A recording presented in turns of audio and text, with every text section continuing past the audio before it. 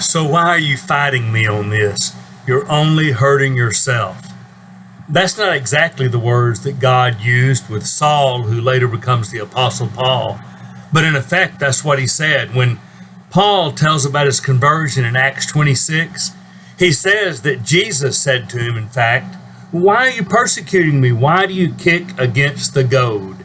Now, you may wonder what in the world kick against the goad is, but that was a tool to train oxen when they were young, so they would follow the right path. A goad was, in effect, a guide, a stick, and if an oxen balked, it had a little point on it that would stick them. And so pretty quickly they learned if they fought against the way you wanted them to go, they were hurting themselves.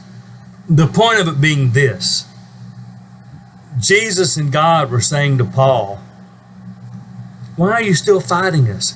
You've seen Stephen, you know the scriptures, you watch these Christians are persecuting, how they face persecution and death, and you know there's truth to this. Why, when I keep putting these things in front of you, do you keep kicking against them?"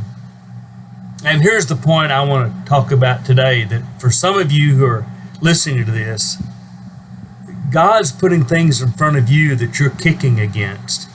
Some of you out there are not Christians, and you keep rejecting it. You know you ought to talk to somebody. Sometimes you even want to, and then you kick away from it.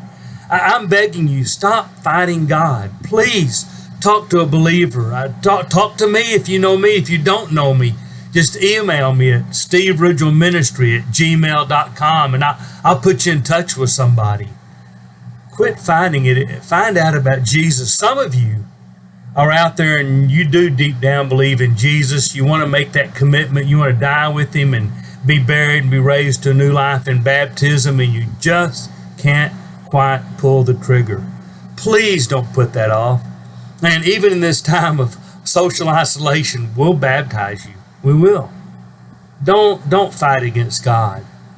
And even some of you Christians, God keeps putting things in your life to say, come back in the light. You're on the edge. Some of you have even slipped off, and you're like the prodigal son. You're slopping with the hogs.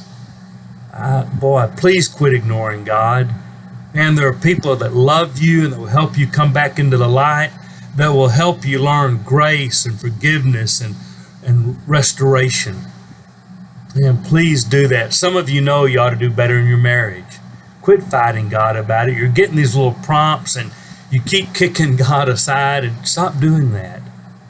Please. And some of you even know you've got people you ought to talk to about Jesus, and you want to invite them to church. You want to ask them to hear your story. You want to have them over, and you just keep putting it off.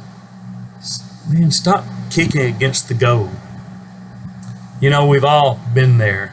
We get it. And I'm telling you, what God wants for you is in your best interest. He wants you to be saved and live with him forever. So stop fighting him. Stop putting it off. Please talk to someone today about Jesus. And if nobody else, remember, talk to me, Steve Ridgel Ministry @gmail.com. God wants you to follow him, and he's letting you know it. Stop fighting him.